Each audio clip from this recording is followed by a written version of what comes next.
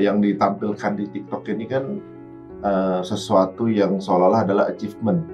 Gitu. Jarang yang kemudian from scratch gitu, bahwa orang misalnya Toto ya, jadi dari perintis ya gitu, dia kan usaha dari ini ya, yang ditampilkan di sosial media itu kebanyakan udah luxury-nya, kesuksesannya segala macam. Dan terkadang luxury-nya itu juga kan cuma ini doang, ya flexing aja kadang. Orang ngejarnya langsung ke posisi itunya kan gitu. Nah kan kenaikan teknologi sekarang berbanding lurus dengan kenaikan sakit mental sekarang kan. Yang tadinya orang nggak ada masalah apa-apa, bisa jadi ada masalah apa-apa gara-gara. Assalamualaikum warahmatullahi wabarakatuh. Teman-teman semuanya, sahabat Cinta Quran dimanapun berada, alhamdulillah hari ini kita datang untuk ngobrol yang lebih spesial daripada perjalanan yang panjang. Masya Allah. Perjalanan yang Masya Allah sudah kita tempuh dari timur, barat dunia, Masya Allah luar biasa. Dan bintang tamu hari ini Mi, itu sangat spesial. Iya. Sangat spesialnya, saking susahnya spesialnya, akhirnya hari ini bisa kita kumpul ya. Jadi spesialnya karena saking susah ditemui. Saking susah ditemui. Justru yang saya paling sering ketemu. Pembelaan. Malah safar bareng kita ya. Ji, apa kabar Ji? Alhamdulillah. Alhamdulillah. Mimi, terima kasih. Di tengah-tengah kesibukan pedalnya. Mau jadi apa sih atlet Pak Mas sekarang? Ari itu sekarang sibuknya soalnya jadi mutawif haji. Masya Mi. Allah. Masya Allah, Mi, terharu. Beruntung sekali loh Ibu. Masya Allah, tapi saya tinggal terus ya. Senang Haji. sih ya, tapi kok sendirian aja, nggak ajak aja. Jadi sekarang berubah namanya ya. Kalau saya kan UFK, kalau ini UAU. Ustaz Ari Untung. Wow, lebih ke Lamalip sih. Makasih udah datang Mimi ke Bogor. Alhamdulillah kita pingin ngobrol-ngobrol lebih jauh karena kita lihat banyak fenomena-fenomena perubahan hijrah di teman-teman, banyak banget yang berubah, tapi ya balik lagi ke dunia lama. Akhirnya nggak temu arah yang benar, balik lagi ke dunia lama. Tapi antum berdua malah semakin kokoh dan semakin kuat. Masya Allah. Pingin banget teman-teman di luar sana termasuk kita semua dapat inspirasi. Apa sih yang nguatin gitu? Yang Serius. Mukanya udah gitu kayak gitu. Oh, serius. Sebelumnya terima kasih nih Ustaz udah ngundang kita ke Jepang nih, Masya Allah. Masya Allah. Bogor rasa Jepang ya. Bener ya rasanya nih. Tinggal musiknya tung ping tung ping. Jadi kondangan. Aduh. Yang menguatkan apa ya? Ustadz ya sebenarnya. Benar. Alhamdulillah kita tuh bisa dekat sama guru-guru kita yang terus ngingetin kita juga Ustadz. Jadi masuk Ustadz lah ya. Iya benar. Jadi kalau misalnya kita mulai ini dikit kayak diingetin apa, nah itu sih lingkungan yang kayaknya butuh support terus. Apalagi kita juga tahu perjuangannya juga ya. Terkadang kita juga ada teman-teman kita juga yang ya Allah sayang banget gitu. Kita tahu seperti apa perjuangannya mereka dulu, tapi ternyata harus berhenti di situ terus balik lagi gitu kan, putar balik lah istilahnya. Nah itu kita kayak sedih banget gitu, malah kita sedihnya kenapa kok kita nggak bisa dampingin juga ya gitu. Karena kan pasti ada rasa itu juga ya Pia. Nah tapi dari sana tuh kita jadi kayak diskusi gitu, gimana caranya supaya kita ngingetin. Tapi ya balik lagi ya alhamdulillah ada orang-orang di sekitar kita yang memang selalu ngingetin. Misalnya kita nggak datang kajian kayak kenapa sih sombong banget lah ini gitu. Hal-hal yang kayak gitu tuh kayak simple tapi kena banget ngingetin. Jadi kita kayak tahu, oh iya nih kayak kemarin aku nggak ikutan kelas lagi, kayak harusnya aku harus ikutan kelas nih gitu. Yang kayak gitu sih. Iya, kenapa kita nanya itu? Karena antum itu bukan hanya ya kita melihat ya, bukan kata Ari Untung tentang Ari Untung, tapi kata publik, kata kami tentang antum. Begitu dilihat, begitu hijrah bukan untuk sendirian, bahkan ngajak istri. Sudah nonton, podcastnya ada di 7 tahun yang lalu. 7 tahun yang lalu ya? Dari mulai menghitam sampai memutih ada. Siram air panas semuanya ada di awal. Saat semua orang belum ngobrol, kita udah ngobrol semua di Cinta Quran TV. Iya benar lagi Sam. Masya Allah ya, dari mulai zaman itu antum bayangkan sejauh itu antum melangkah. Kemudian bangun Hijrah Fest, nggak selesai untuk womennya bangun Women Festive, nggak selesai bangun itu bangun teman-teman musyawarah, nggak selesai itu ikut juga bangun Masjid Yokohama, nggak selesai juga terus ke Palestina. Antum udah sampai Aqsa, saya aja belum. Iya loh. Masya Allah. Nanti gue tanya mereka. Langsung ditawarin. Masa sih sebelumnya kan? Belum. Makanya ini luar biasa. Sekali lagi, apa kalau dari sisi Pipi, apa yang membuat selain guru? Jadi kalau saya ya mudah-mudahan Allah tetapkan hati kita dalam istiqomah ya. Memang di momen saya rasa juga banyak teman-teman yang ya mungkin ya dalam proses atau ngejalanin ya, itu pasti ada fase-fase yang mungkin berbeda-beda gitu saja. Kalau orang mungkin kemudian tertarik di jalan ini karena masalah finansial, dia akan putar balik juga karena masalah finansial. Misalnya. Tergantung sebabnya misalnya kan. Misalnya ketika di jalan ini gara-gara viral, dia akan balik lagi karena untuk viral juga misalnya. Waktu itu viral gitu ya, udah karena viralnya nggak dapat balik lagi gitu kan. Kalau mungkin dia dicari itu gitu.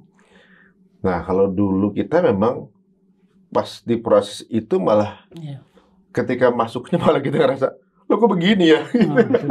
Pasti ya, benar. Kok susah hidup gitu ya? Gitu kan, betul.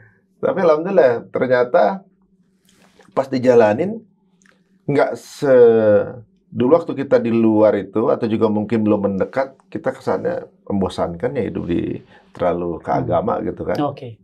Kalau sekarang kita di sini malah ngerasa nyaman. Oh ini lifestyle loh gitu. Nggak ada yang berubah kok gitu. Sama sebenarnya nggak banyak berubah sih dari. Tetap main pedal. Juga main kan gitu kan. Bedanya main pedal kita ada batasan ini batasan aurat. Tetap hobi beli sepatu. Tetap hobi. Mimi juga. Soalnya kelihatan tadi mobil kita. Mimi juga olahraga juga tetap dengan adab yang nggak ada yang berubah. Nggak ada yang berubah. Sebenarnya kan makanya apa yang bikin orang takut ya gitu. Justru kan kita dipilihin yang lebih baik gitu kan. Tapi sebenarnya sekarang kita itu juga apa ya, kayak kemarin kita dikasih kesempatan untuk ke Palestina. Itu juga sebenarnya kita tuh nyerahin aja sama Allah gitu, sama di atas. Kita juga kayak ada rasa ketakutan, ada rasa apa, terus tambah lagi ketika itu tuh anak juga sempat sakit. Jadi kayak kan pertama pas ditawarin mau nggak ke Aqsa gitu kan, pengen banget. Siapa yang nggak pengen? Tapi ketakutan itu pun juga sama besarnya. Karena kita tahu kondisinya seperti apa gitu kan. Terus banyak desas-desus tentang Aqsa kayak gimana. Jadi rasa ketakutan itu ada. Cuma kita bilang, ya Allah kalau emang kau izinkan, tolong mudahkan gitu kan. Terus pas perjalanan tuh tiba-tiba anak sakit. Dua-duanya sakit. Saat itu ya. Atala itu sakit radang usus. Masih kecil udah radang usus. Kita benar-benar kayak harus masuk rumah sakit segala macam. Terus Kayla nyusul masuk rumah sakit juga.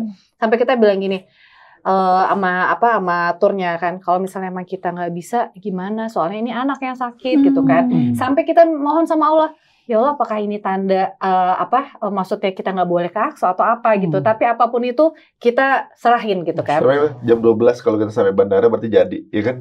Pokoknya sampai akhirnya keputusannya kita harus nunggu dokter di H-1 itu. Kalau misalkan anaknya besoknya boleh dikasih antibiotik jam 12 dan ternyata aman, jam 3 boleh pulang, jam 6 sore kita langsung berangkat ke bandara.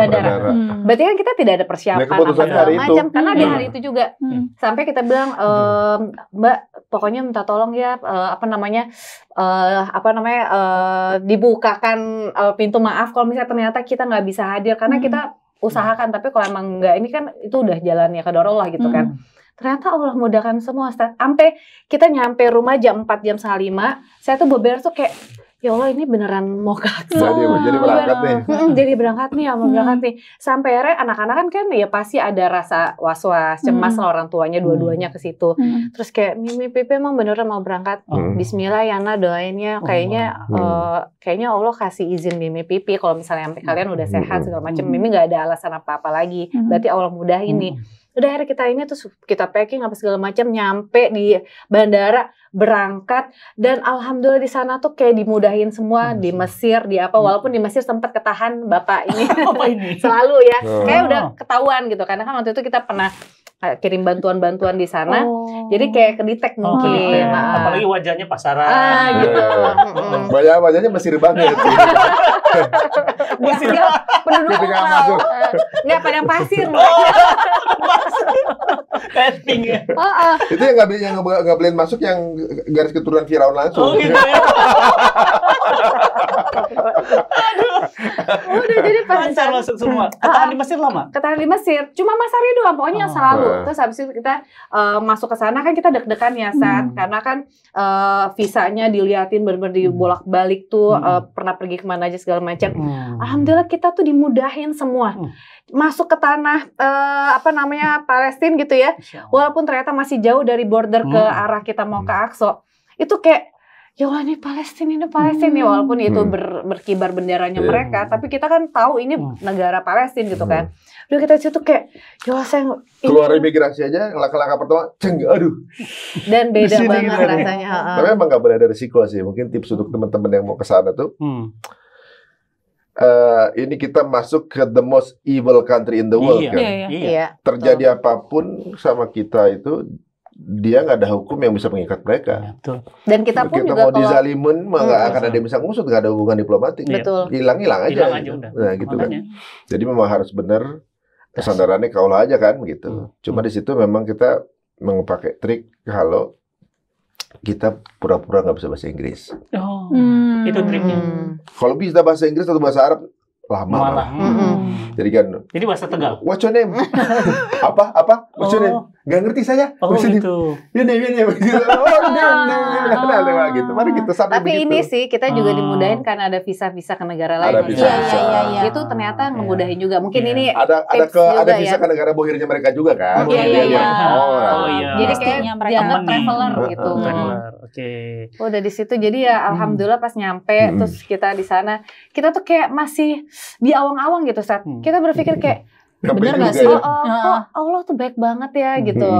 Kita kayak dalam waktu singkat tuh terus kita tuh kayak membersama itu bareng gitu Ustaz. Dari awal kan kita sama-sama kayak saya umroh juga pertama kali sama beliau gitu kan. Terus haji sama beliau. Terus semua tuh kayak perjalanan. Mas Ari juga nikah pertama kali sama Mbak. Alhamdulillah. Ya Allah. Bisa gitu ya. Jadi kan ibaratnya bulan April ke Aqsa, Mei Juninya ke Haji ya. Apa namanya? Itu Nabawi sama Makkah. Jadi tahun ini itu rekor. Dan berulang-ulang gitu. Udah. Berulang-ulang. Makanya saya bilang ini ada yang unik dari antum. Artinya Allah bukakan pintu-pintu jalan kedekatan hubungannya dengan Allah, malah Allah tunjukkan jalannya. Ini luar biasa. Jadi nggak banyak sih teman-teman yang kayak Ari Untung karena bisa betul-betul bisa konsisten, istri bahkan sekarang juga anak-anak juga ikut gitu. Nah di fase seperti ini, fase sekarang pasti nggak mudah, terutama mungkin ekonomi. Ekonomi pasti yang dulunya lapangannya lebih luas nggak ada halal haram, sekarang halal haram jadi pertimbangan. Yang dulunya nggak ada boikot-boikotan, sekarang ini boikot, ini enggak kan gitu. Kan makin sempit. Apa antum nggak makin takut gitu? Makin sempit, makin nggak pasti. Justru itu yang makin percaya diri. Karena makin percaya diri malah. Iya, karena kan lahan bermainnya makin sedikit kan. Justru kita kan di-challenge untuk bagaimana bisa maksimal dengan porsi yang cuma sedikit ini, ternyata banyak yang bisa kita karyakan kan. Berarti rezeki itu nggak tergantung dari kalau udah dijamin di situ, yang sutradaranya udah ngomong gitu, masa kita sanksi sih gitu. Jadi ibaratnya ketika di sini bisa dimainin semua, tapi yang boleh juga di sini misalnya. Kalau mau ke sana boleh juga, tapi ada dosanya misalnya kayak gitu. Nah kita cuma boleh main di sini, dan main di sini ternyata cukup aja. Kalau di sini udah cukup dan di sini ternyata ibaratnya justru memang kebaikan buat kita, ngapain kita harus pilih yang nyobain yang lain kan gitu kan? Kalau misalnya bisa gini, surga aja yang semuanya boleh, cuma satu tetap aja ada larangannya makan satu buah itu kan. Masa kita di dunia ini nggak ada larangan apa-apa gitu untuk menunjukkan ngetes kecintaan kita gitu. Karena dari ketaatan kita ternyata kita dapat hadiahnya banyak. Nah itu yang saya juga bingung saat ketika kok saya bisa kesini dengan mudah sini. Padahal saya juga kan ibaratnya ilmunya nggak seberapa, masih sering bikin salah. Banget. Kalau salah sih banget. Apalagi suka ngeprank saya. Ada tuh Ustaz yang bisa suka di prank. Makanya Siapa yang di prank di Mekah lagi? Di prank di Mekah coba. Kalau lah di Mekah itu ada pahala, Ji. 1 kali sholat 100.000 kali sholat. Antum ngeprank saya 100.000 dosa. Nah, soalnya kan saya percaya bahwa kalau antum ke situ kan pahala antum 10.000. Oh gitu. Nah, antum ke Mekah, bakal Ustadz terus di Mekah, wasilah saya pahala saya buat saya. Masa mana ini? Ya Allah, masuknya baru. masih aja dia. Tapi benar sih, akhirnya di ladang yang sempit itu pun Allah cukupkan. Kan konteksnya Allah cukupkan. Nah, itu dia. Walaupun luas Betul. tapi nggak pernah cukup kan. Kalau dulu tuh Seth, apa-apa tuh kita ngambil garis besarnya itu dengan nominal, angka pasti. gitu. Nah, kalau di sekarang tuh kayak kita juga kadang bingung ya. Tapi alhamdulillah banget ya, kita tuh nggak yang kayak gimana-gimana banget, tapi kok rasa cukupnya tuh ada, kayak udah cukup aja gitu, nggak perlu yang gimana-gimana banget gitu. Tapi juga ada rasa bahwa misalnya gini, kayak kemarin ada yang berangkat haji, ada yang enggak gitu. Kita ada di sana gitu.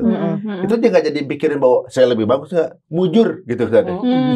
Ada perasaannya gitu. Untung mujur saya masih makanya hari untung masih dibolehin gitu ya, makanya. Tapi nama juga pengaruh ya. Nama juga pengaruh. Bayangin antum saat itu tidak ada yang keluar visa. Usaha-usaha besar hampir semua tidak keluar visa. Betul. Saya lihat hari untung kok dapat. Udah nyampe lagi di sana. Benar-benar. Di kala teman-teman kita nanyain, tolong dong tanyain visa ini bakal keluar nggak, bakal keluar nggak?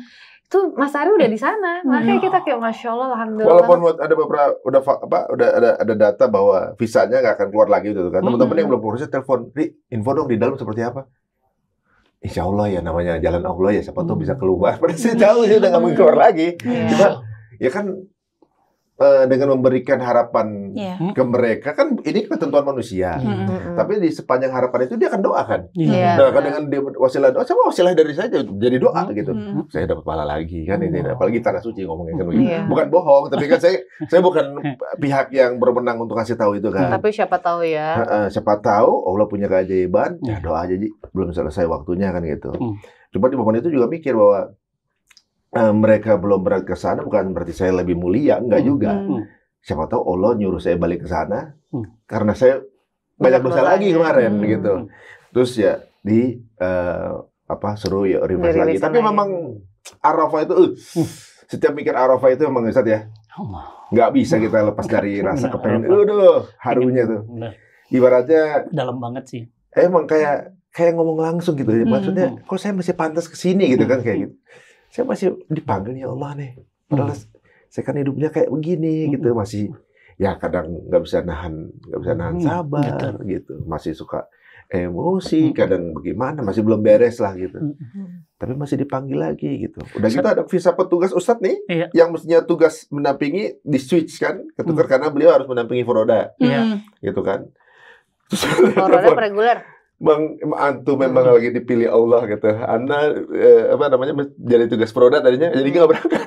Malah nggak berangkat. Nggak berangkat. Tapi pahala antum udah sampai duluan, saya bilang gitu kan. Masya Allah. Makanya, luar biasa. Dan ada satu fase dalam hidup Mas Ari Untung karena saya cukup mengikuti beliau berdua dari sejak awal-awal, teman-teman. Dari sejak kecil. Dari sesaset segini saja. Dari sesaset. Kalau Nabi kali. Dari sini masih. Ada satu fase yang menurut saya mungkin saya juga nggak sanggup. Antum gelar Hijrah Fest di Jawa Timur. Saya masih ingat.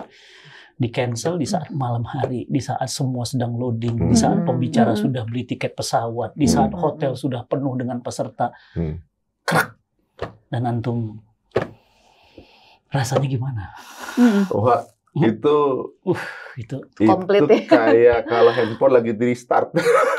Tiba-tiba hang, ngapain dulu ya? Kita processing dulu tuh di situ. Nggak balik ke hotel, processing dulu.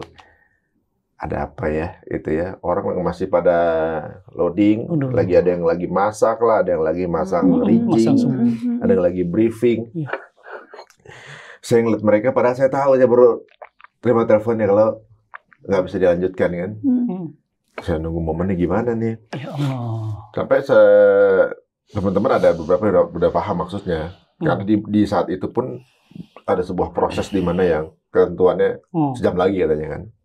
Terus lihat saya udah duduk doang gitu, nggak ada berani ngajak ngobrol, saya cuma diem aja gitu. Udah tahu tuh, Kostif juga udah tahu. Di sisi lain tiba-tiba di luar gedung ada mobil barakuda gitu kan. aduh apa ya gitu. Terus kemudian almarhum bilang, Ji udah ke hotel aja, Anda udah tahu kok, untuk ke hotel aja istirahat, yang di sini nanti ada yang handle lah bareng Mas Andi kan, untuk kemudian bagaimana cara ngomongnya ke tenan, ke orang-orang gitu, ke yang udah beli tiket lah, udah para tenan kan gitu kan, semuanya harus selesai di refund, kan proses lagi kan gitu, dan prosesnya lebih besar dari produksinya kadang-kadang, dan produksinya sendiri nggak terbayar kan udah gitu nggak tahu mesti gimana, saya nggak ngomong apa-apa soalnya. Mimi tapi udah tahu waktu itu? Nggak tahu, saya tuh cuma akhirnya karena saya tahu pasti ada sesuatu, saya cuma nitip aja sama tim di sana, titip liatin pipi, jangan lupa makan segala macam, karena ya pasti kepikiran kalau saya telepon bombardir, kenapa malah ini kan. Jadi saya biarin aja, saya kasih ruang buat beliau. Jadi saya cuma nanya, saya tolong titip aja pipi, tolong liatin, jagain, karena saya juga nanya gimana ini gimana, karena kan di Instagram kita masih proses kan, H-1, habis berapa jam lagi apa segala macam, masih running semuanya, masih tes 1, 2 gitu-gitu kan di stage kan. Jadi kayak tapi saya juga dengar kabar, pokoknya saya selalu ini terus, karena masa itu sama sekali dia nggak mau balas WA, nggak mau apa, benar-benar keep sendiri gitu. Nah itu yang malah saya takut ntar maksudnya ya namanya stres atau apa gitu kan Om. Jadi nitipnya ke teman-teman aja sih saat itu, sampai akhirnya memang Mas Ari itu ada jadwal pulang dulu ketika udah pagi ya. Pagi itu rencananya awal opening, terus balik ke Jakarta, terus sorenya balik lagi ke Surabaya karena memang ada event juga Mas Ari ngisi acara. Malam ya? Malam atau apa ya? Saya lupa deh. Pokoknya ada pulang dulu ke Jakarta. Sampai akhirnya udah, terus almarhum tuh Kostif bilang, ya udahlah Ji, balik dulu aja karena memang kan antum besok ada acara segala macam. Udah nanti kita yang atur di sini gitu kan. Nah udah pas pulang itu saya nunggu, saya langsung jemput kan di bandara. Tiba-tiba waktu itu tim nelfon, pas lagi sholat di masjid yang di atas di parkiran, tiba-tiba ngabarin kalau Kostif meninggal. Pipi masih di perjalanan. Jadi itu komplit banget saat itu. Jadi eventnya dibubarkan, di cancel, Kostif wafat. Ya Allah. Itu kayak lengkap banget. Jadi kayak berdua tuh pas udah ketemu, udah cuma pelukan doang, nggak ngomong apa-apa, nggak ini apa-apa, kayak ya udah semuanya emang ini di bandara aku ingatnya nggak ngomongnya, cuma gerung-gerung doang. Cuma berdua nggak bisa ngomong apa-apa, Om. Kayak ya udah emang kan Mas saya sempat bilang, aku cuma pengen refreshing dulu deh, pengen ke Bandung, dibilang gitu, ke Bandung yuk atau apa kita jalan deh gitu kan. Ternyata emang kita ke Bandung untuk ini nguburin Kostif. Tapi waktu itu udah pengen ke Bandung. Iya, jadi pas waktu itu akhirnya Pipi nelfon kan, yaudah Mi jemput ya gitu kan. Aku jam segini pesawatnya, yaudah aku langsung ke airport. Aku pengen deh ke Bandung yuk, kita sekeluarga, kita ya refreshing aja gitu. Maksudnya kan Mimi tahu tuh masalah perizinan udah keluar tapi di hold lagi kan. Nah, tapi nggak tahu akhirnya gimana. Ternyata besokannya baru tahu karena kan tim Makelanya ada di sana yang info. Nah, makanya jadi kasih tahu siapa-siapa dulu kalau ternyata nggak jadi gitu kan. Nah, saya nggak kasih tahu. Tapi kira timnya tahu juga karena kan harus di cancel, akhirnya cerita juga. Ya, ke Jakartanya juga saya cancel. Saya selesai dulu urusannya, semua tenannya dikumpulin untuk kita kembaliin semua kan. Ya Allah. Nah, terus kemudian ya termasuk tiketing itu yang udah pada nginep di hotel, orang-orang dari Jakarta, hotel udah penuh. Iya. Yang mau hadir juga dari Jakarta itu yang pada mau hadir ke acara itu udah dari Jakarta, udah pada di hotel. Terus tiba-tiba nggak jadinya ketika mereka udah di situ kan gitu. Kita bukan H-1, H-2 lagi gitu. Besok jam 8 pagi kita opening. Itu juga menyalahi peraturan resmi sebenarnya, karena peraturan resmi itu H-3 kalau tidak mendapatkan itu, kecuali misalnya berubah konsep, berubah pengisi, itu kan nggak ada apa-apa kan. Memang H- beberapa jam sebenarnya begitu. Ya apapun itu gitu kan, mungkin ada alasan-alasan di belakangnya, saya rasa ya mungkin qadarullah juga memang momen seperti itu. Terus ketika dia telepon, sekali telepon, Pi gimana kamu mau refreshing nggak? Kalau ke Bali kan misalnya kejauhan tinggal sehari doang gitu kan. Udahlah yang ke Bandung aja lah, yuk besok yuk. Beneran ke Bandung. Beneran ke Bandung, tapi ke Bandungnya nguburin.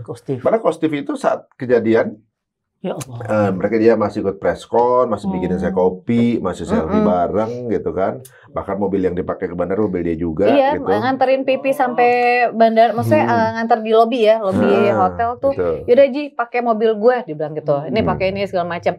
Nah, dan beliau itu kan yang support juga untuk ambulans dan sebagainya. Ternyata dari ambulans itu dari Bandung bawa ke Surabaya untuk nganterin untuk beliau bawa juga jenazah beliau balik ke Bandung.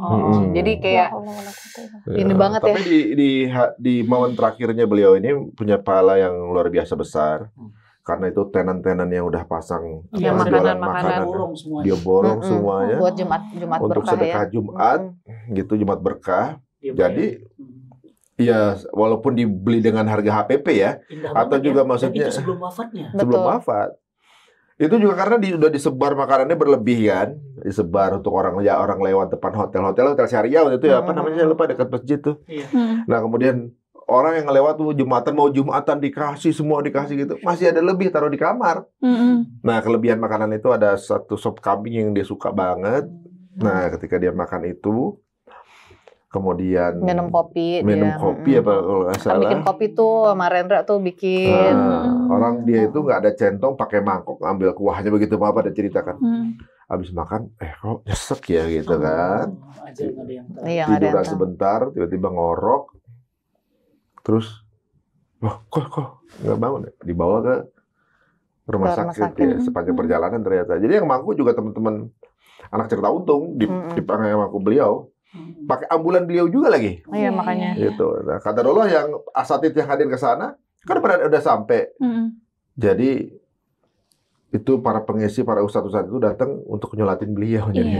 Kalau Umi Bi tadi nangkapnya gini juga nih, ada komunikasi yang lancar banget nih antara Mimi sama Pipi. Akhirnya yang tadinya beda, jadi akhirnya connect. Tapi kan itu kan komunikasi nggak ujuk-ujuk ya, lancar kan nggak ujuk-ujuk itu. Apalagi kan Mimi waktu itu kan nikahin om ya. Iya. Ya kan ya. Nah maksudnya kan Mimi waktu itu kan masih gadis jelita ya, sampai sekarang juga masih jelita. Cuma kan waktu itu kan Pipi kan udah apa ya, 35, 40 waktu itu. Iya, coba. Belum. Saya baru bikin KTP. Iya kan? Nah itu gimana ceritanya sampai akhirnya bisa sefrekuensi ini gitu suami istri. Jadi setua ini kan. Jadi berarti kan udah banget ya. Kan jadi kayak seumuran kan. Karena kan biasanya kalau yang usianya terlalu jauh jadi kayak nggak nyambung ngobrolnya. Karena di luar sana banyak problem rumah tangga itu adalah komunikasi. Iya itu dia. Dan antum bisa mengkomunikasikan yang tadinya cair banget, udah mulai hijrah, sama-sama jadi plek satu warna. Gimana kita sebenarnya kalau komunikasi yang gimana kadang juga miskomunikasi sih gitu ya Tapi pasti ada lah ya. Pasti ada, misalnya kayak urusan kayak aku mau kesini gini dia ternyata dia nggak denger. Tatonya dia mau kemana? Pokoknya banyak. Dengar karena udah tua itu. Iya mungkin karena pengaruh. Masalah belok kanan belok kiri aja tuh bisa berantem. Bisa berantem. Oh gitu. Wah ini gini, ibu pas kanan katanya macet. Nah, itu udah. Kalau macet dia tuh kayak benang sesuatu. Iya, oke. Bener kan pilihan gua ya. Gitu. Tapi saya ngerasa bahwa apa? Kita tuh selama berumah tangga tuh kan selalu pasti ada masalah satu. Tapi masalah ini justru yang mempersatukan menurut saya. Jadi kalau punya masalah, orang ada mungkin yang salah-salahan. Kalau kita punya masalah, yuk work things out. Kita cari solusinya bareng. Karena kita nggak mau cari mana yang menang, mana yang enggak sih saat itu. Karena kita juga mikir buat apa sih gitu. Toh juga kan kita masih bareng-bareng juga. Nggak berpikir yang gimana-gimana, semoga Allah jaga terus gitu. Tapi masalahnya kita emang pengen kayak ya udahlah mau ngapain sih gitu. Masalah hal-hal yang dari hal sepele sampai hal yang besar, terkadang kita berpikir bahwa ya kenapa kita nggak jadi mikirnya bareng. Kalau kita mikirnya sendiri-sendiri, otomatis kan ya pikiran sendiri tuh cuma satu orang. Kalau kita pikiran berdua kita satuin malah bisa jadi mega gitu, jadi lebih besar gitu kan. Jadi setiap kali kita, kalau saya misalnya lagi ada masalah atau apa, pasti pengen buru-buru kayak, gimana ya kamu gini, walaupun lama nih, dia scrolling dulu lah, apa segala macam, lama banget mungkin udah selesai, pendapat ini. Kita cari amunisi dulu nih. Ayo kita ngobrol. Baru.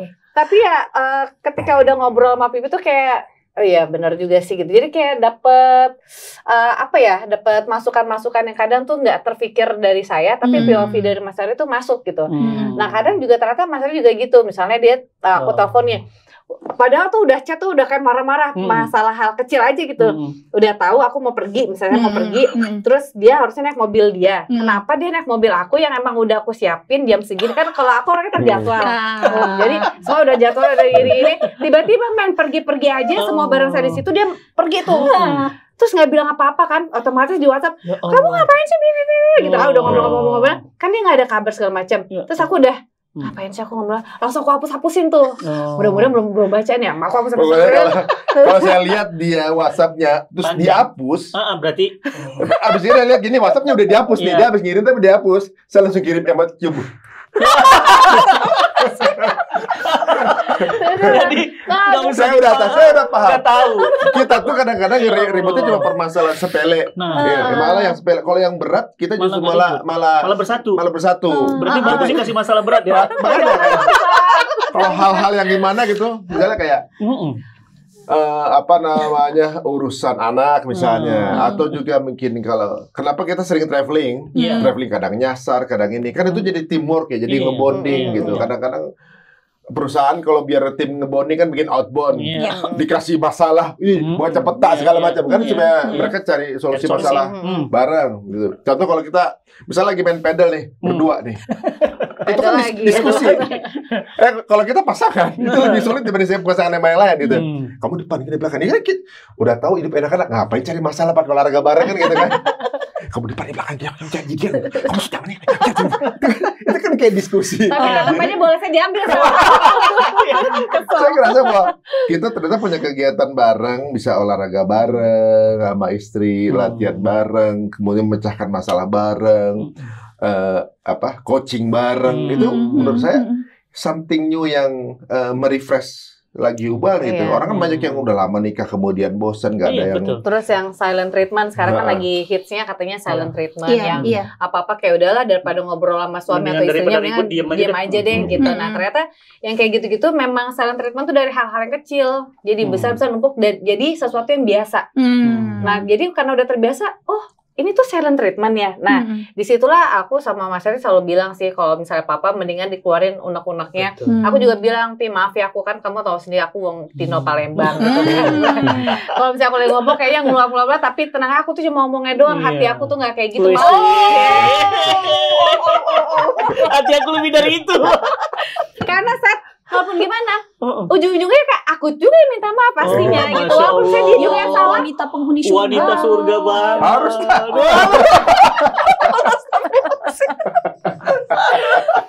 tapi kalau dikontenin kan saya yang menderita. Kalau dikonten kan jauh dulu kayak menderita kan kayak gimana. Sebenarnya aku yang kayak cuma ngomongnya doang, tapi ujungnya kayak ya udahlah gitu apa gitu.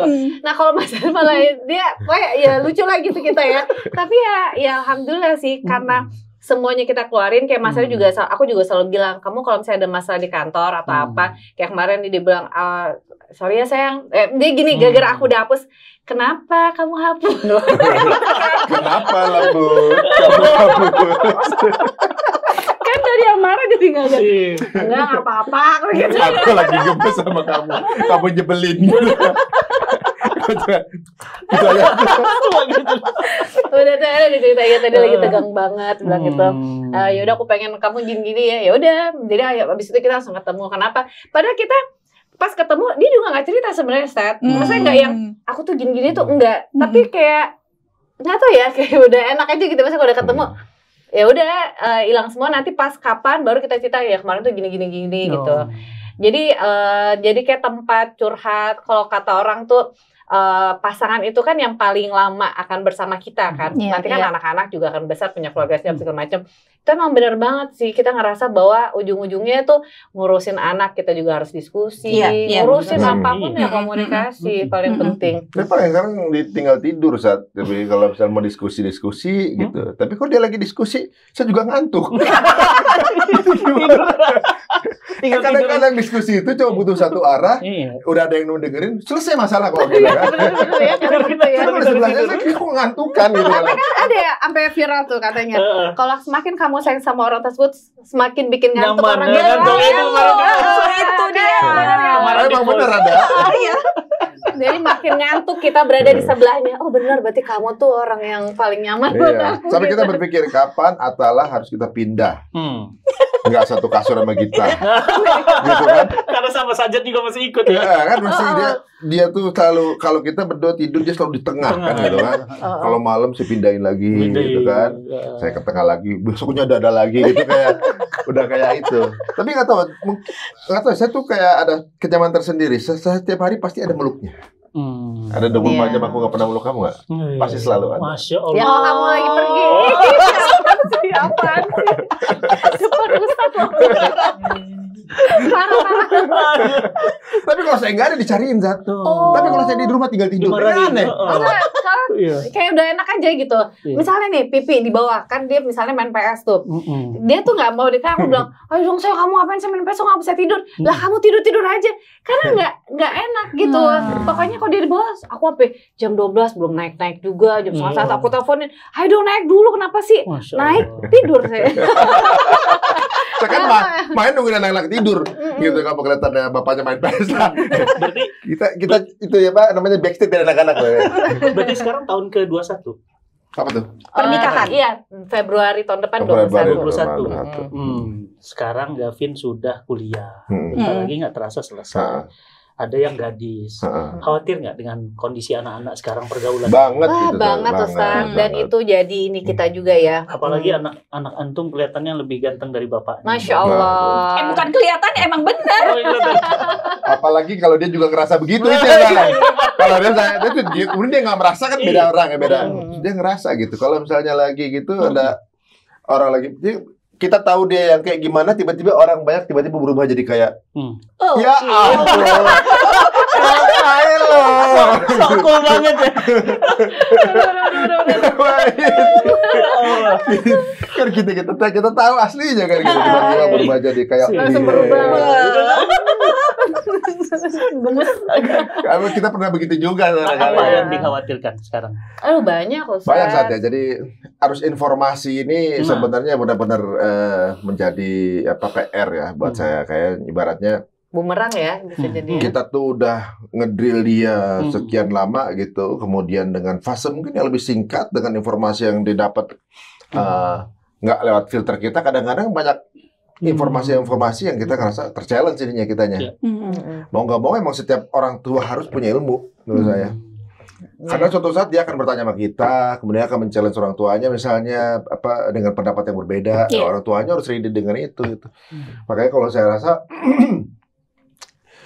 seorang bapak itu kalau harus bisa lebih pinter dari anaknya, terutama untuk urusan agama lah minimal gitu. Apalagi kalau anaknya lebih pinter tapi kemudian lebih baik, bisa bagus juga untuk mendengarkan orang tua. Tapi kalau misalnya anak sekarang ini kadang-kadang dapat informasi yang arahnya sohi atau nggak tahu, tapi banyak kan kalau orang bilang itu jadi FOMO-nya gitu, itu lain yang paling benar. Sekarang kan standar TikTok jadi standar. Ya kan sekarang standarnya TikTok ya, semua serba instan gitu. Mau yang ditampilkan di TikTok ini kan sesuatu yang seolah-olah adalah achievement. Gitu. Jarang yang kemudian from scratch gitu, bahwa orang misalnya Toto ya, jadi dari perintis ya gitu, dia kan usaha dari ini ya, yang ditampilkan di sosial media itu kebanyakan udah luxury-nya, kesuksesannya segala macam. Dan terkadang luxury-nya itu juga kan cuma ini doang, yang flexing aja kadang.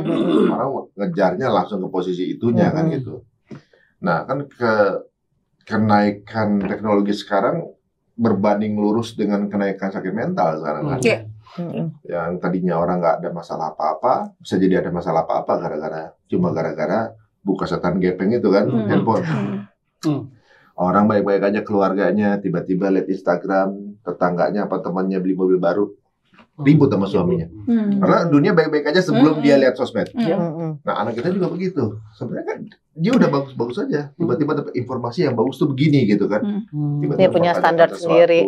Sesuatu bagusnya diginiin dong, termasuk karena Gavin bisnis kemudian ada standar kantor dia mulai mencoba untuk mengevaluasi bisnis kita lah gitu kan. Dia kasih masukan gini tapi masukannya tuh kadang ya pokoknya kita intinya adalah katanya kalau sama anak tuh denger dulu ya gitu ya. Kita dengerin dulu, walaupun kadang pas dengerin tuh lama-lama kan kita kayak pengen komentar ya, apalagi kan kalau orang tua pasti nggak sabar pengen, ya Allah udah makan garam tuh udah kayak gitu-gitu rasanya pengen gitu. Bukan garam. Jadi kayak bawaannya, tapi kan itu ya nggak boleh ya Stan ya Om ya. Kita juga masih belajar kadang kayak ya Allah nak gitu kan. Sampai kadang udah nih selesai nih misalnya abis ngomong di kamar ini udah terus dia keluar sampai kayak ya Allah. Dapat dari mana sih info itu? Udah saking gitu ya. Makanya kita berdua juga harus solid ya. Bisa langsung mematahkan juga ininya karena siapa tahu ya di situ lah mungkin proses berkembangnya lewat situ kan. Gitu ada POV yang dia nggak tahu bahwa dalam bisnis itu yang dikejar apa gitu kan. Bagaimana kita misalnya ada break sholat misalnya gitu. Perusahaan lain mungkin nggak ada kan gitu. Ada kita mencari mungkin yang kenapa kita mencari yang karyawan kita yang muslim misalnya kan gitu. Ya mungkin di antara sholatnya dia ada doain kita juga segala macam gitu. Nah itu mungkin berbeda dengan standar-standar yang mungkin itu penilaiannya dari angka kan gitu. Nah yang hal seperti ini ya bukan berarti salah, tapi ibaratnya mungkin beliau suatu saat akan tahu sendiri ketika kemudian sudah sampai ke sana fasenya. Jadi kadang-kadang kita nggak bisa juga kita kemudian matahin anak lagi semangat gitu kan. Mau ngerombak tatanan gitu. kita udah berpuluh-puluh tahun dong tapi bukan berarti tiba-tiba ada satu ini. Cuma gara-gara satu ini doang tuh jadi ya, tapi kita jadi kayak dengerin dulu, apalagi umur segitu kita dulu berpikir ketika anak-anak masih kecil pengen buru-buru dia gede karena supaya bisa ngobrol apa segala macam. Ternyata udah gede. Ternyata punya juga. Tapi itu dia, kita ya proses belajar semua sih, Seth. Kita juga nggak pernah jadi orang tua terbaik juga gitu. Kita juga pasti masih ada kesalahan-kesalahan gitu kan. Jadi dalam prosesnya learning by doing itu, jadi sambil proses ini kita sambil ternyata kita harus kayak gini nih, kita harus kayak gini nih gitu kan. Nah, yang begitu-begitu tuh ternyata kalau anak umur segitu nggak bisa kita ngomong secara langsung, tapi lebih kita praktekin aja. Misalkan nih kita mau ngapa-ngapain, yaudah kita lakuin aja dulu tanpa kita ngasih tau ke dia. Antar lama-lama dia sendiri nggak enakan atau apa kayak gitu. Jadi selalu kita kayak apa ya, misalnya kayak sholat gitu. Kadang udah mulai sholatnya udah mulai ini nih gitu kan. Terus kadang si Pipit tinggal kotok-kotok doang. Terus dia nggak bangun nih apa segala macam. Misalnya kayak subuh gitu kan, karena dia habis begadang misalnya gitu kan. Biasanya kan masjid apa segala macam. Dia udah Pipi udah pulang segala macam, diketok lagi. Baru bangun. Pipi udah dari masjid loh gini-gini. Oh dia baru. Nah hal kayak gitu tuh kayak apa ya? Kalau kita nggak contohin, dia juga bisa bapak juga nggak gini gitu. Nah tapi keteladanan itu sih yang harus kita terus kasih. Nah Pipi, Mimi ini kan anak-anak kan udah lahir dari keluarga influencer. Iya. Kayak yang mungkin buat banyak orang, lo sih enak Gavin, lo tinggal nerusin bisnis bapak lo, pewaris. Lo di pewaris, bukan perintis. Pipi sama Mimi mau jadikan anak-anak ini pewaris apa perintis? Kita pengennya sih perintis ya.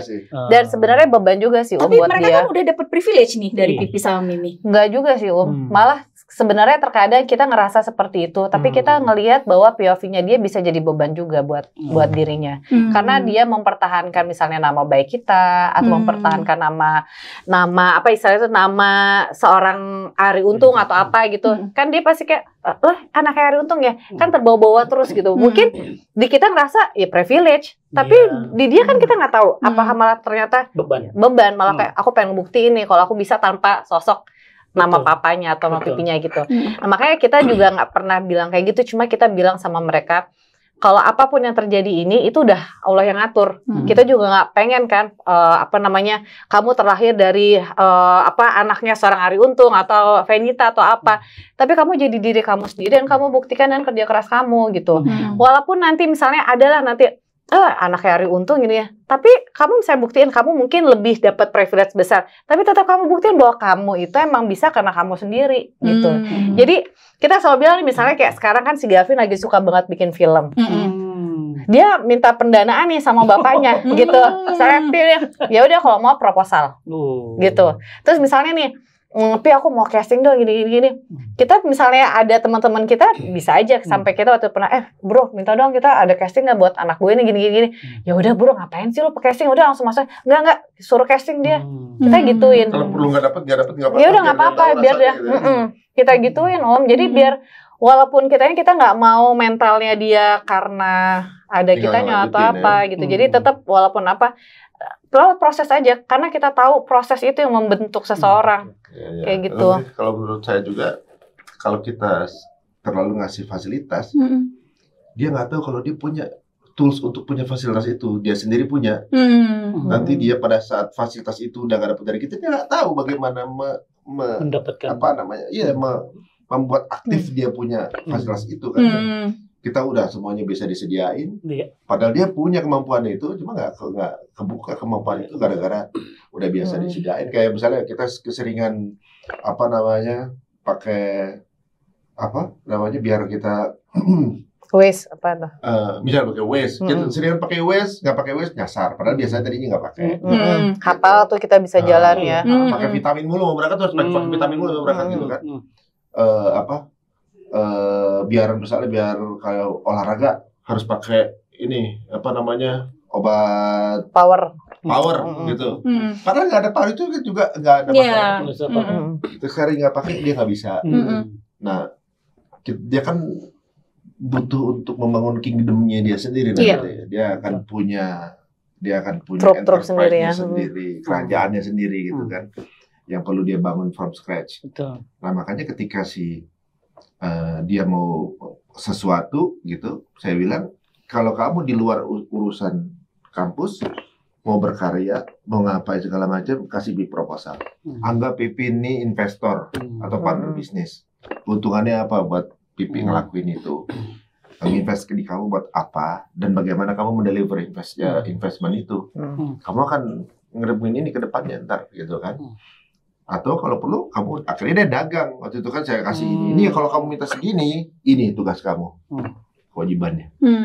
Akhirnya dia malah milih nggak perlu, aku dagang aja. Waktu dia dagang itu baju yang nggak dipakai. Pas saya lihat baju yang nggak dipakai itu baju saya. Dia jual baju bapaknya. Itu baju saya. Bapaknya nggak pakai baju habis. Baju saya sering dibawa ke pasar. Cerdas. Udah aku jual. Ya itu baju kayaknya baju Pipi juga. Itu mau itu pakai modal saya juga. Memang kan saya juga ngerasakan bagaimana perasaan Alif sebagai anaknya Fatih Karim. Itu juga nggak enak. Karena di luar pasti ada bayang-bayang bapaknya. Kalau dia mau berbuat salah, dia merasa mempermalukan ayahnya. Nanti takut publik bilang bahwa kamu anak ustadz, tingkah lakumu seperti itu. Padahal mungkin alamiahnya dia manusia biasa yang tidak lepas dari noda, dosa. Ada errornya juga. Ada errornya. Tapi kalau dia mau jadi orang lain juga, dia mau jadi dirinya, mau jadi anaknya ustadz juga, dia juga jadi bingung kan? Apakah harus jadi selalu baik gitu, gitu kan? Bahkan kadang-kadang boleh nggak sih nyobain ngerokok kayak gitu kan? Boleh sih. Kenapa? Dia hidup dalam bayang-bayang bapaknya dan itu nggak mudah. Karena kan dia nggak bisa memilih siapa bapaknya. Kalau dia dulu boleh milih, ya Allah, aku ingin jadi anak Ari Untung supaya followernya banyak. Kan dia bisa milih. Tapi kan dia nggak bisa milih lahir dari rahim siapa, lahir dari bapak seperti apa. Nah jadi anak-anak kita ini juga memang kadang-kadang dengan bayang-bayang kita, ya kita juga nggak boleh punya ekspektasi yang wah kamu anak aku harus lebih baik dari aku. Pertanyaannya emang kita dulu gimana di masa usia dia? Betul, itu ya kan? betul. Anak saya di usia segini SMA dia menang public speaking juara nasional. Saya bilang bang, abang hebat. Enggak mungkin anak itu saya tuh anak saya tuh public speaking. Anaknya kayak Abi di usia SMA belum ngerti kayak gitu gitu kan. Abang SMA udah jadi ketua OSIS, Abi SMA belum bisa kayak gitu. Abang hebat gitu di fase itu dia sudah bisa, tapi tetap dia nggak nyaman. Bahkan banyak anak ustadz itu yang kemudian nggak mau berdakwah seperti ayahnya, benci profesi ustadznya. Banyak. Kenapa? Dia merasa bapak jarang pulang. Ya itu dia. Model karir dalam bentuk dai, karir dalam bentuk ustadz, mamahnya juga sibuk kajian. Dengan sibuknya Pipi sama Mimi, gimana cara jaga kedekatan sama anak-anak? Karena kan apalagi kan sekarang kan udah masing-masing punya kegiatan sendiri-sendiri ya. Ya kita juga ngerasain ya sama Alif juga ketemu juga walaupun serumah paling mungkin satu hari itu 2 jam, 3 jam gitu. Karena dia juga punya kesibukan sendiri. Gimana tetap jaga koneksi sama anak-anak? Makanya kalau kami tuh lebih ke make time gitu ya. Jadi misalnya memang waktunya susah, tanggal sekian ya, yuk kita janjian. Tanggal sekian kita jalan ya, tanggal sekian jadi kita liburan ya. Jadi mereka juga nggak ngerasa cuma dikasih waktu sisa. Jadi jatuhnya kayak. Jadi memang diagendakan. Jadi bukan spare time tapi make time. Yang waktu memang disisihkan buat dia. Ibaratnya kayak emang sih di sepanjang perjalanan ada sebuah proses. Saya ngerasa kalau ternyata yang dibilang anak itu amanah, benar juga ya. Soalnya sulit kan. Kalau gampang mungkin saya bukan challenge ya. Walaupun kita udah drill segitu, tiba-tiba berubah. Ada pandangan. Dulu kan nggak gini ininya kan bisa begitu. Berarti kan kita masih nggak selesai di fase ini, ternyata masih terus kan. Waktu dia kecil sama pas sudah belasan tahun, udah remaja itu beda cara ngomong. Sekarang udah kayak ngomong ke temen, gitu kan. Nggak bisa kita apa-apa POV kita terus ya. Misalnya pagi subuh, Atala tuh saya gotong ke masjid. Dia dalam keadaan tidur, di motor juga tidur. Bahkan di masjid pernah kita udah salam, dia masih berdiri. Dia pernah. Bapaknya banget ya. Saya sampai videoin gitu kan. Orang udah salam, udah tasbih, dia masih di atas. Bapaknya banget. Gitu kan gitu. Itu bisa seata. Tapi kalau si Gavin nggak mungkin kita kita udah ngasih tahu, udah ngingetin gitu. Yang kemudian mesti kalau kita taruh dengan cara yang keras, dia akan ingat Islam itu kok kerasnya gitu, fleksibel. Islam itu nggak asik kan gitu seperti itu. Tapi dia harus sholat. Misalnya saya pulang dari masjid, dia belum sholat juga, saya bangunin, ganggu aja saya tiba-tiba. Sholat, ayo. Pas malaman sih malam itu nggak, ayo sholat nggak gitu. Tapi udah nggak bisa kayak gitu. Udah manggilnya bro saya itu. Bro, sholat bro. Jam berapa pulangnya semalam? Jadi beda cara ngomongnya deh. Jadi saya tuh walaupun pas masukin, ih gemes banget tuh anak nggak bangun. Iya beda ya. Sama istrinya ya. Gitu. Kita nonton gitu. Baru mikir anak-anak nonton. Ketahuan berarti bapak gua. Tapi emang kita tuh kayak punya serunya memang dalam proses ini, apalagi proses anak ya. Kita jadi diskusi bareng, kemudian ambil peran. Kamu di bagian ini ya, bagian ini. Kan banyak fakta-fakta yang mengejutkan di lapangan yang di luar prediksi kita, yang kemudian kita harus masuk base camp lagi gitu. Base campnya itu di kamar kita berdua. Kamu ini ya, nanti kamu gini. Jadi kita bikin strategi gitu ya. Kita nggak pernah berhenti bikin strategi gitu ya. Kamu untuk anak-anaknya bikin strategi, di kerjaan kita bikin strategi gitu ya. Kita punya, nanti kamu sampai main pedal lagi kita pakai strategi gitu kan. Tapi saya rasa mungkin Allah main begitu biar kita tetap rukun. Karena seolah-olah dulu kita tuh saling menatap, sekarang sama-sama menatap ke arah yang sama. Misalnya ada masalah, yuk kita tatap masalahnya, kita cari solusi bareng gitu. Walaupun solusinya kadang-kadang juga nggak sesempurna yang kita inginkan gitu, tapi itu terbaik mungkin kita effort. Nah di momen itu ada yang secara ego laki-laki kita mau emosi, mau secara ego bapak kita harus mau pengen marah. Depan pintunya langsung berubah. Bro, jam berapa sih sebelum pulang? Nih subuhnya, kamu mau pulangnya berapa? Tapi subuhnya harus bangun, gitu kan? Kamu dilihatin sama Atta, masa Atta ke masjid kamu enggak? Gitu. Iya bibi, salat, gitu kan? Tuh harus berapa kali dibangunin? Kok sekarang subuhnya dibangunin? Gitu. Biasanya bangun sendiri. Dulu malah kamu bangunin pipi, gitu kan? Sekarang juga sama. Bangun pipi. Sekarang nggak. Sama kita juga ini ya, tiap hari itu walaupun misalnya kita pergi seharian pergi, pokoknya kita pulang tuh harus nyamperin anak-anak ke kamar. Entah ya misalnya sebelum pergi kita nyamperin dulu atau sesudah, kan karena itu dia tadi mereka juga punya kesibukan sendiri ya. Apalagi kayak Gavin kayak dia ngurusin buat dia pergi gitu kan. Terus si Kayla ngurusin karena dia mau lulusan SMA kelas 3. Jadi udah punya kesibukan sendiri, udah kayak lebih-lebih kita yang ini dia terus kalau gitu kan. Udah datang aja ke kamarnya, tiduran di kamarnya, terus sibuk banget ya kayak gini gimana ini gitu. Harus bikin conversation gitu. Karena kalau kita nggak buat, itu akan silent aja, diem. Nggak akan ini. Kalau sama Kayla memang kayak pacaran. Setiap malam sebelum tidur saya ke kamarnya gitu nanyain, kamu hari ini apa sih hal-hal yang bikin kamu happy hari ini nih? Aku tadi tahu nggak? Aku tadi gini. Oh gitu. Terus apa happy-nya gitu? Oh tadi aku ketemu ini tuh gini gitu. Ya kita main ini bareng gini. Kayaknya nggak seru deh bener-bener gitu kan gitu. Tapi aku happy, kenapa Pi? Ya gitu, bener-bener. Aku kan happy gitu, segitu. Bagi kamu segitu happy. Nggak seru banget hidup kamu lah ya. Tapi seru jadi ada obrolan itu gitu kan. Yang kemudian ngajak nge-gym bareng lah segala macem gitu. Ya mungkin karena dia anak cewek kali ya, yang kemudian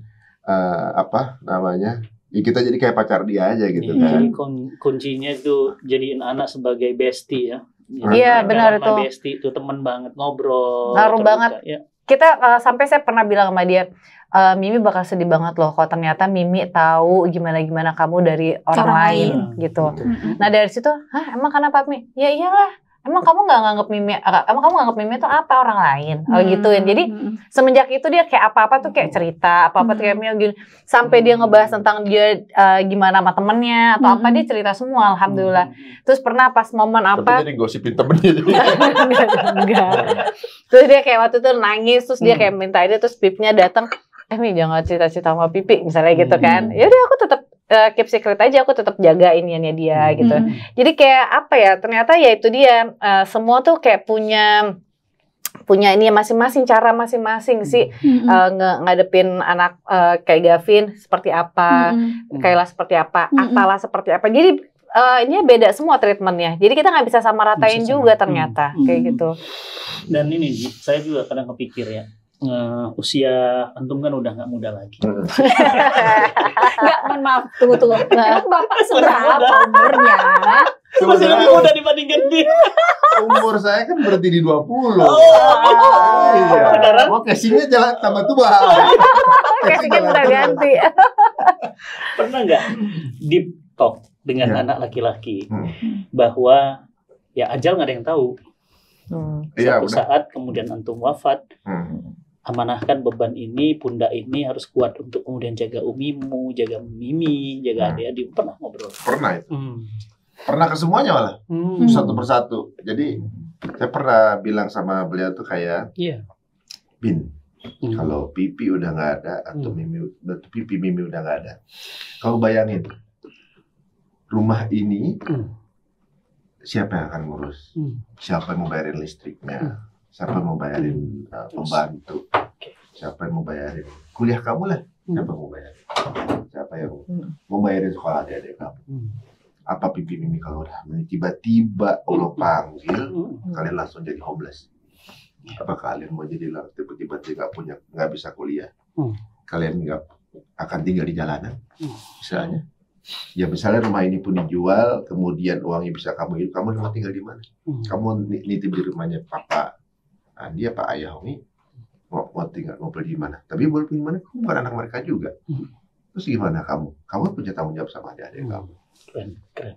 Jadi kamu pada saat kamu fase ini datang, kamu harus udah ready. Nah, itu. Dan ini masalahnya pasti akan terjadi. Gitu kan? Sooner or later ya. Kamu udah bisa mengenerate sesuatu untuk kamu jadi sumber pegangan hidup kamu, untuk gaya hidup kamu. 5 tahun lagi mau jadi apa? Kamu tulis ya. Saya suruh dia tulis proyeksi dia di 3 profesi berbeda, akan jadi apa? Per tahunnya stepnya apa? Gitu kan? Mau jadi the best director film katanya kan? Atau director iklan. Tapi tahun depan stepnya jadi apa?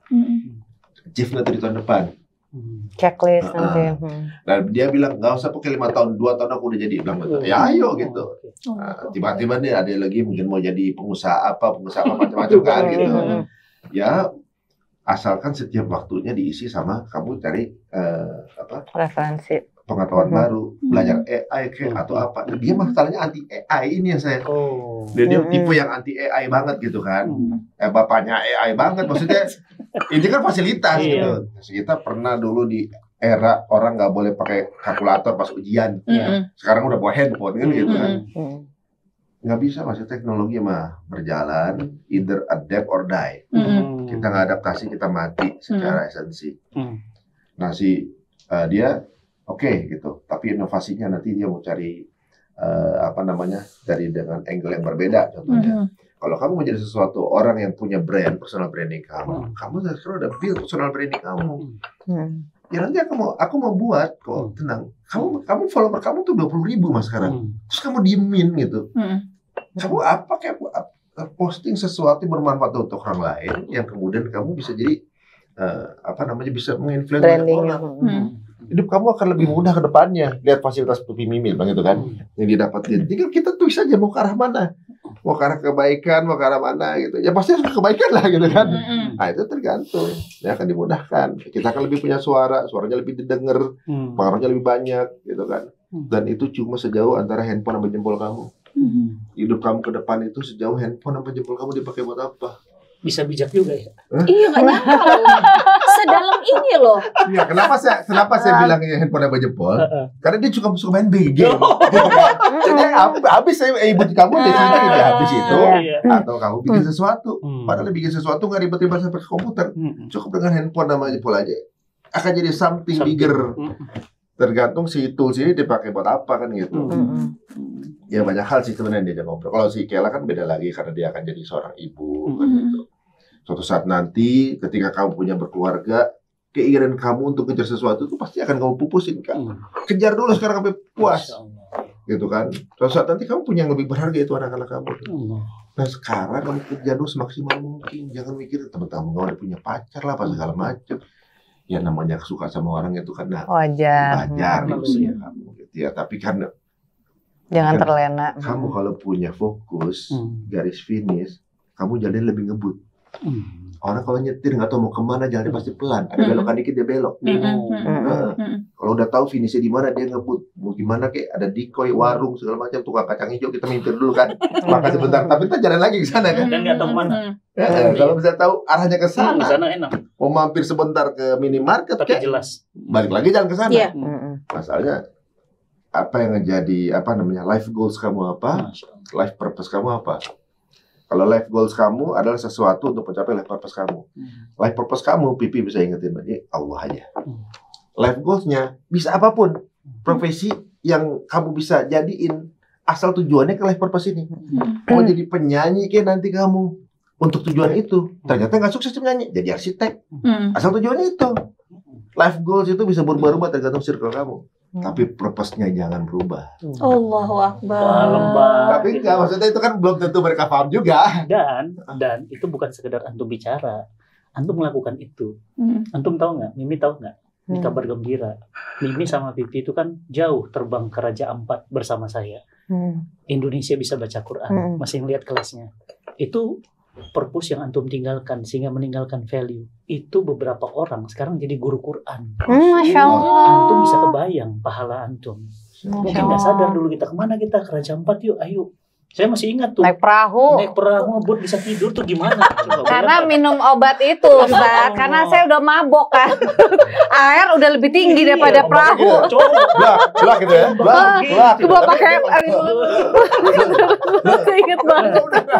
Sekarang dia udah jadi guru Quran. Masya Allah. Untuk inget nggak? Kita nggak pernah bisa lupa tanah Yokohama itu saham antum besar di Jepang. Dan sekarang masjidnya udah mau selesai, Maret udah jadi azan di sana. Itu antum udah tinggalin banyak jejak. Bukan hanya anak yang soleh, tapi harta yang antum wakafkan dan ada aset wakaf antum juga berdua di sana. Dan bukan hanya ini, saya tahu ada di Australia bareng juga, semua di mana-mana bareng. Jadi menurut saya nih ayah idaman. Meskipun di balik guyonnya, tapi beliau punya value. Dan ini yang beliau buktikan dan beliau tunjukkan ke anak-anaknya. Satu saat anak-anaknya akan bangga sama ayah sama pipinya. Pantesan Mimi tambah bucin sama Pipi. Wonderman banget. Masya Allah. Tapi suka komplain sama saya. Oh, kenapa? Kamu kalau bikin konten kayaknya aku jahat banget sama kamu. Kayak dizolimi. Aslinya sih beda lah. Aslinya emang beda. Cuma kalau Ton Palembangnya keluar, karena ada apa yang berkata bahwa kenapa dulu laki-laki waktu masih bujangan itu suka nyanyi yang semangat riang-riang. Pas sudah nikah lagunya lagu sendu. Soalnya nada tinggi udah diambil istri. Nada tinggi udah habis. Dia diambil sama istri nada tinggi. Jadi lagunya melo sekarang. Makasih banget Ji, ini Allah. Dari mulai ada tawa, tangis bareng, jalan bareng ke semua hal. Bahkan saya pernah bilang sama beliau, cuma Ari Untung yang pernah terbang ke atas langit sampai turun ke bawah bumi di dalam lautan, kami pernah bareng. Masya Allah. Yang lain belum pernah merasakan itu bersama. Jadi banyak kenangan bersama beliau berdua. Kita doakan beliau sehat-sehat ya. Justru kita banyak belajar sama antum. Iya betul. Pak antum tuh di balik tubuh yang mungil. Dia mau bilang kecil kalau nggak berani. Tapi karyanya raksasa. Betul, giant banget. Gak pernah berhenti. Faida Parot Tapan Sok. Masya Allah, benar-benar selesai. Yokohama belum kelar udah Kanada. Mau Kanada aja. Sampai kita, Ustadz tuh ya hebat banget bisa dapat aja kemana. Masya Allah. Jadi perlu kita contoh ya, dan bukan berarti tanpa masalah ya, karena saya rasa juga Ustadz yang banyak masalah juga beliau. Dari kajian perkantoran dulu, terus di stigma kan gimana gitu. Nah, ketika kita dapatnya kayak gitu, belum ada apa-apanya di Bang Antum sih. Iya benar. Jadi alhamdulillah. Ya, emang hidup ini kan masalah pasti banyak Ustaz ya. Kita pasti punya banyak kendala, tapi ya Allah yang punya kendali. Iya benar-benar. Banget itu quotes hari ini itu. Keren. Simpan buat coach besok. Iya betul. Mimi, Pipi, makasih banyak. Makasih banyak. Sama-sama.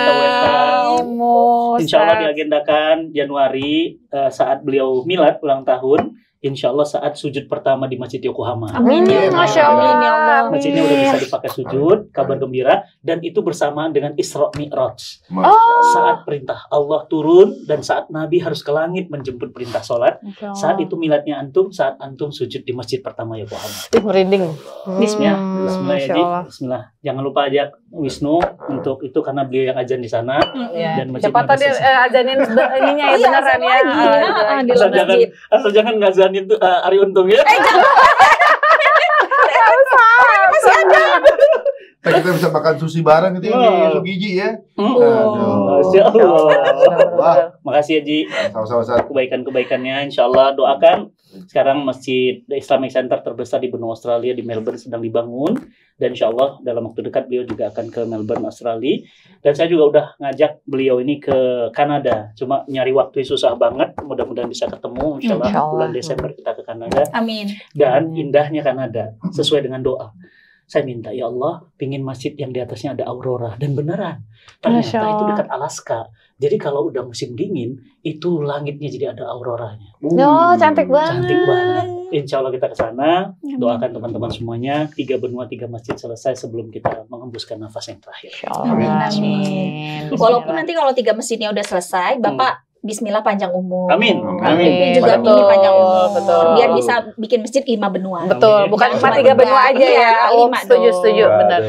Kita doain Ustaz tetap sehat terus ya. Amin. Ini agak unik kalau Ustaz Fatih kalau belum meninggal jangan dikubur. Betul. Ya iyalah.